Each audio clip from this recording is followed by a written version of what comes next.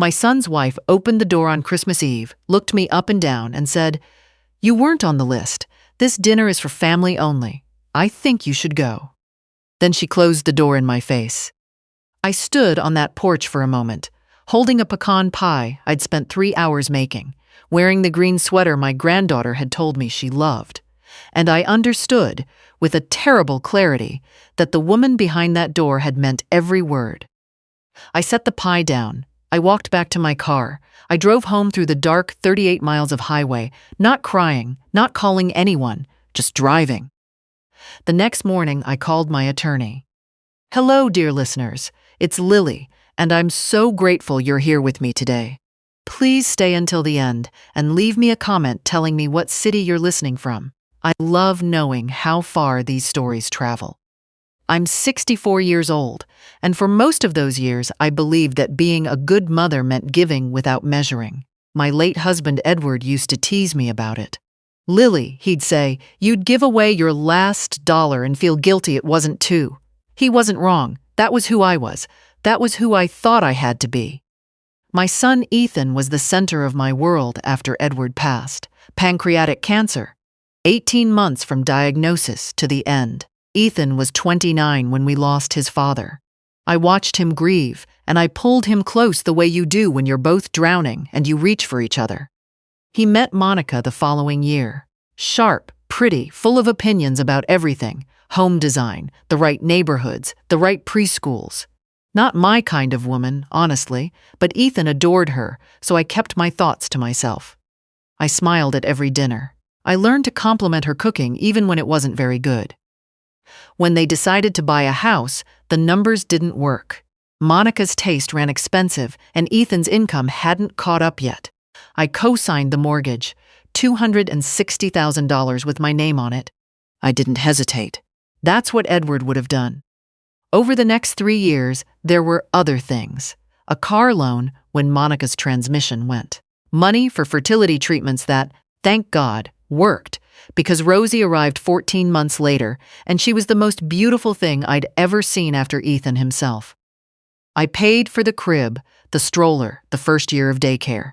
I didn't keep a ledger. I didn't want to be the kind of mother who kept a ledger. Every time I wrote a check, the calls got warmer. Ethan would phone twice a week. Monica would text photos of Rosie with little heart emojis. I was invited to Sunday dinners and Saturday afternoon visits. I felt needed. I felt loved. I told myself this was just how family worked. Then the calls got shorter.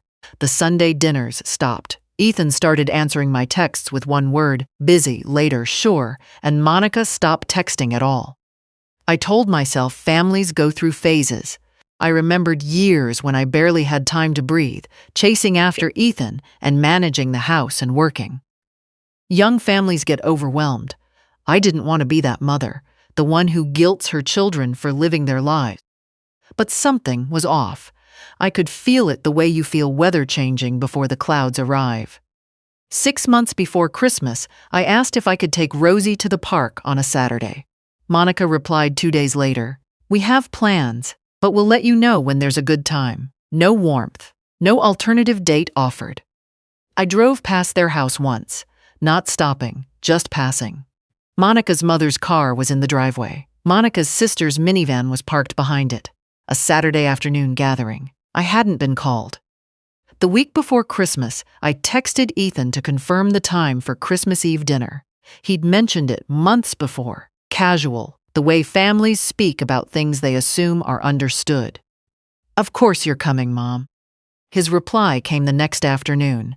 "Monica's handling the guest list. She'll be in touch." Guest list. I read that word 3 times. Monica never reached out. I called Ethan directly. He didn't answer. I left a voicemail I kept cheerful and light, just confirming, "So excited to see everyone, I'll bring the pecan pie." He texted back that evening, "Should be fine, come around 6. Should be fine. 2 words that told me everything, if I'd been willing to hear them. I wasn't, not yet. Christmas Eve was cold and clear. I dressed carefully, the green cashmere sweater, dark slacks, pearl earrings Edward had given me on our 30th anniversary. I spent the afternoon in the kitchen making the pecan pie from scratch, the one Ethan had requested every Christmas of his life. I wrapped small gifts for Rosie, a set of watercolor paints and a stuffed rabbit with long, floppy ears. I arrived at 6. The driveway was full. Through the front window, I could see lights and movement, people standing with wine glasses, children chasing each other across the living room. My heart lifted the way it always does when I see a house full of life. I grabbed the pie and the gift bag and walked to the front door. I rang the bell. Monica answered. She was wearing a red dress, her hair done up, and she looked at me the way you look at a delivery driver who's arrived at an inconvenient moment. Not hostile, not warm, just blank. "You weren't on the list," she said. I didn't understand. Ethan said 6 o'clock. "This dinner is for family." Her voice was even, almost bored. "I think you should go." Behind her, in that warm, bright living room, I could see Monica's mother, her sister, her brother-in-law. Rosie was running through the hallway in a little red dress that matched her mother's. Rosie, who I hadn't seen in 6 weeks. Rosie, who I'd been told was very busy whenever I asked to visit. "Monica," my voice cracked, "I'm his mother. I know who you are." She stepped back slightly and began to close the door. "I'm sorry you made the trip." She wasn't sorry. The door clicked shut. I stood there. I looked down at the pecan pie in my hands, still warm, wrapped in cloth the way Edward's mother had taught me. I looked at the gift bag with Rosie's rabbit inside. I set them both on the porch, next to a potted tree strung with white lights. I walked back to my car. I sat in the driver's seat without starting the engine. I was waiting to cry. The tears didn't come. What came instead was something quieter and colder than grief. It was recognition. I drove home. The house was dark when I got there. I didn't turn on many lights. I made a cup of tea I didn't drink, and I sat at the kitchen table, where Edward and I had made every significant decision of our life together. I opened my phone and scrolled back through a year of messages with Ethan. I was looking for the moment it changed. I found it, not in any single message, but in the accumulating weight of short replies and canceled plans. I found it in the dates, the warmth after the car loan, the photos after the daycare payments. The sudden availability when I'd mentioned, offhandedly, that I was thinking about updating my investment accounts. I pulled up my banking app. In the past 4 years, I had given or lent my son and his wife just over $90,000. The mortgage cosign wasn't even in that number. I'm not a woman who cries easily. Edward always said I process things sideways. I'd seem fine for days and then crack open suddenly over something small. I didn't crack that night. I just sat with the numbers on the screen and let the understanding settle into me like cold water. Then I opened my contacts and found my attorney. I knew it was late. I texted instead of calling, "I need to meet tomorrow. I want to make changes to my estate documents and review the mortgage co-signature. Not urgent tonight, but it is serious." He replied within 10 minutes, "I'll clear 10 o'clock. I'll have everything ready." I went to bed and surprisingly I slept. My attorney is a careful man who asks good questions. The next morning I sat across from him and told him everything. He listened without interrupting. When I finished, he was quiet for a moment. "You want to remove Ethan from your will entirely?" "I want to understand all my options first," I said. "Then yes." He walked me through everything. The will, the life insurance beneficiary designations, the investment accounts, the co-signature on the mortgage, which was the most complicated piece, but he had ideas. I told him something I hadn't planned to say until I said it. I wanted to set aside a trust for Rosie, separate from everything else, administered by someone other than Ethan and Monica.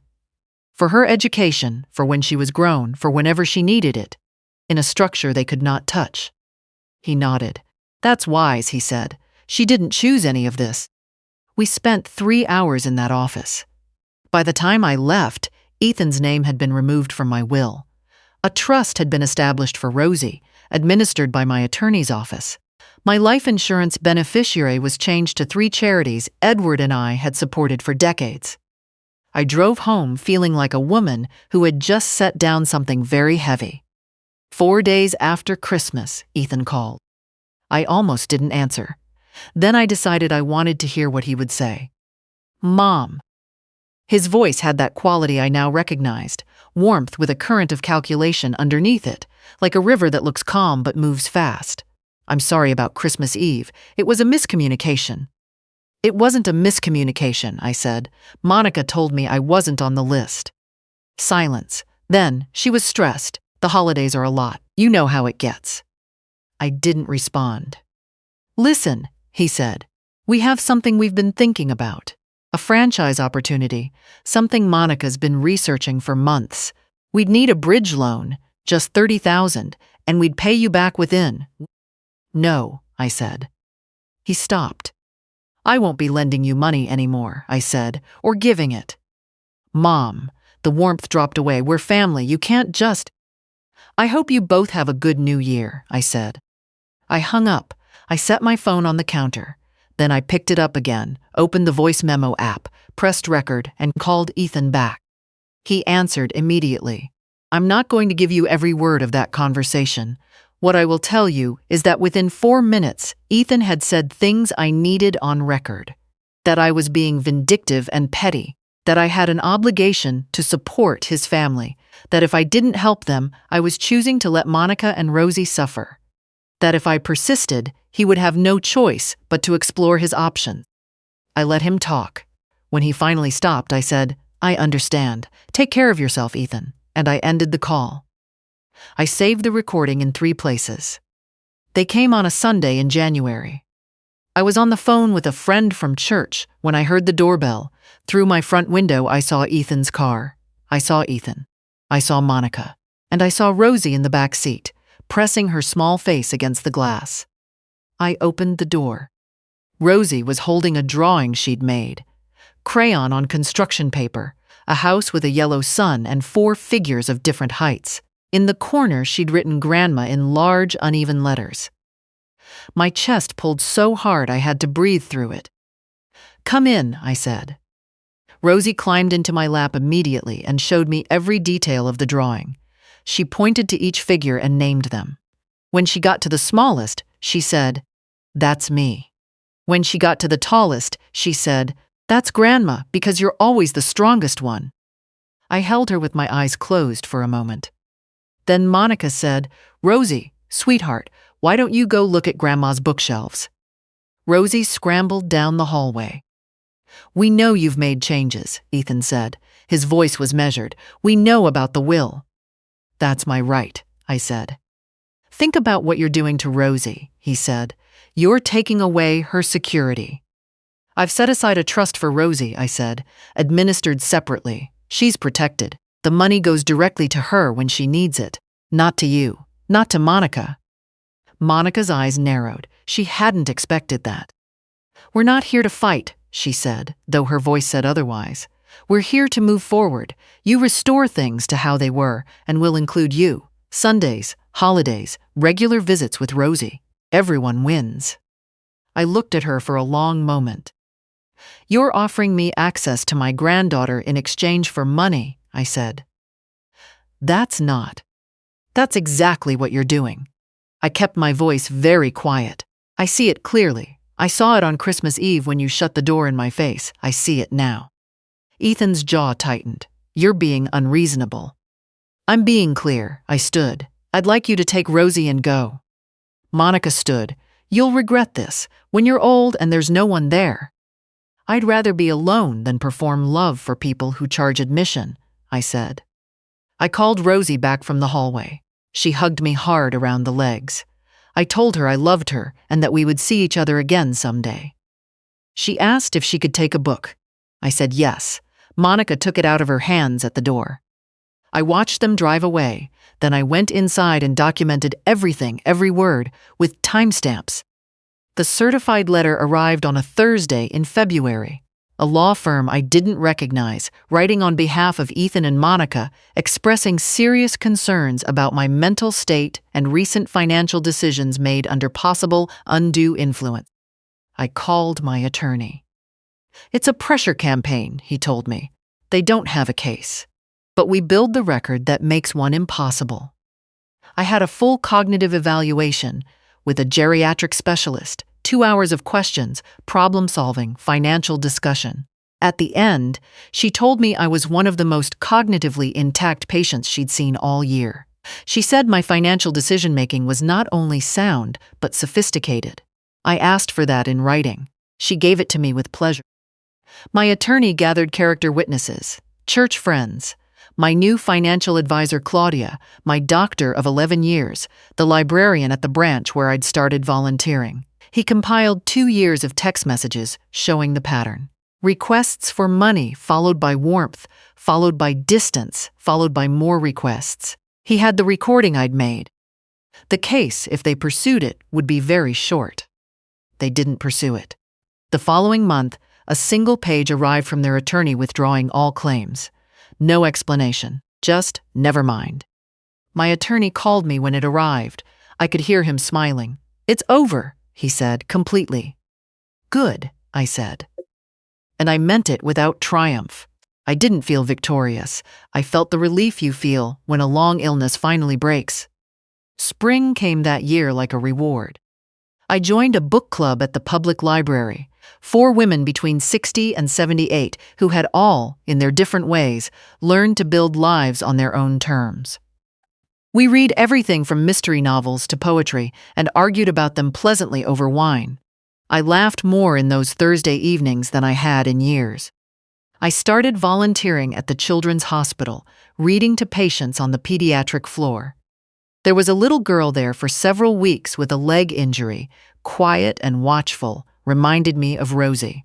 I read her 3 books on our first visit and she asked me to come back the next day. I came back every day for 3 weeks.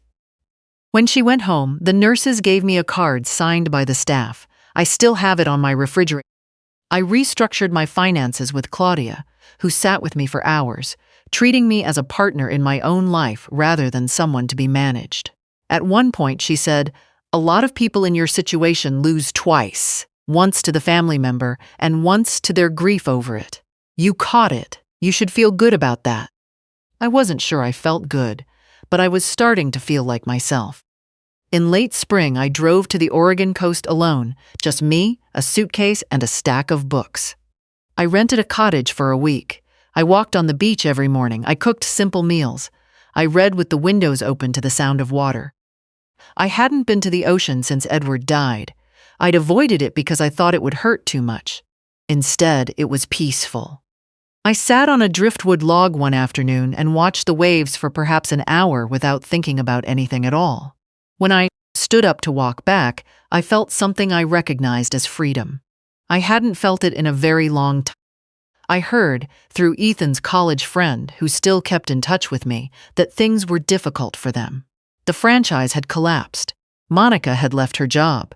Rosie had been pulled from her private preschool. I didn't feel glad. I felt sad in the way you feel sad when someone you once loved ruins their own life through their own choices. The sadness wasn't for me. It was for Rosie, who deserved more than what she'd been handed. The trust would be there for her. Whatever happened, the trust would be there. Monica's younger sister Paloma called me once, around midsummer. She'd found my number through an old Christmas card. She said she'd heard what happened on Christmas Eve, that Monica had told the family I'd shown up uninvited and caused a scene. She said she'd always suspected there was more to it. She apologized for what she couldn't control. Then she was quiet for a moment. "Rosie talks about you," she said. "She says you're the strongest one." I thought about a crayon drawing, a 4-year-old's logic. "Thank you for telling me that," I said. By the following Christmas, I had filled my house with people I had chosen. 8 friends from the book club, the church, the hospital, the widower from down the street who'd lost his wife the same year I lost Edward. A woman I'd met at the Oregon coast who'd driven 4 hours because I'd invited her. We crowded around my dining table with mismatched chairs pulled in from every room, and I made the pecan pie, and we ate until we were full and laughed until we were tired. I thought about the Christmas Eve before, the dark driveway, the door closing, the pie left on a strange porch. I thought about Edward saying, "You'd give away your last dollar and feel guilty it wasn't 2." I wasn't that woman anymore. Not because I'd become hard, I don't think I had, but because I finally understood the difference between love and obligation, between giving freely and being drained, between a family that holds you and one that only holds out its hand. I missed Rosie. I will probably always miss Rosie. But I had made sure she was protected, and I had to trust that someday, when she was old enough to find me on her own, she would know exactly where to look. Ethan was my son. He would always be my son. But he had made his choices, and I had made mine. A few months after that Christmas, a woman from my book club asked me, after our Thursday meeting, whether I regretted any of it. The legal fight, the estrangement, the changed will. I thought about it honestly before I answered. I regret that it was necessary, I said. I don't regret what I did. She nodded slowly. There's a difference, isn't there? Yes, I said, there is. I've learned, at 64, that loving yourself is not a betrayal of the people you love. That dignity is not the same as coldness. That the bravest thing a woman can do sometimes is simply refuse to be diminished by the people she raised. Your worth is not in what you give. It never was. And if the people you loved most have taught you that lesson by withholding their warmth until you open your wallet, then as painful as it is, they have shown you something true. They have shown you exactly who you are when you have nothing left to offer. In that clarity, you can finally begin again. If this story touched something in you, I hope you'll share it with someone who needs to hear it. And tell me in the comments, what city are you listening from? What would you have done in my place? My second chapter turned out to be the best one. I believe yours can be too.